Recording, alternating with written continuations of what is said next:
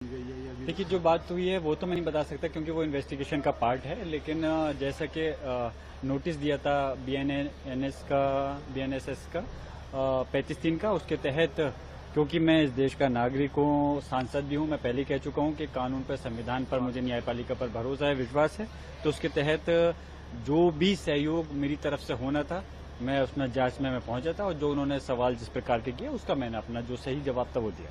क्या फिर से आपको बुलाने की बात? अभी इस प्रकार की कोई बात नहीं है, लेकिन मैं समझता हूं कि जो उन्होंने सवाल किए थे, ऐसी मुझे उम्मीद है कि तमाम सवालों के जवाब मैं दे चुका हूं।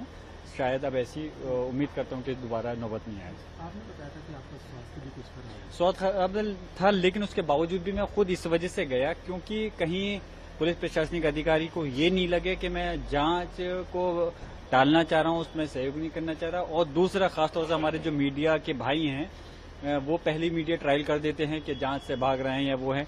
मिसाल के तौर पर जब ये केस दर्ज हुआ था तो उसी समय मैं हाईकोर्ट में मेरे अपने जो हमदर्द है, मेरे मुशीर हैं, उन लोगों ने रिट दायर करवाई थी इसके केस के खिलाफ, क्योंकि मेरे खिलाफ ये रिपोर्ट गलत हुई थी।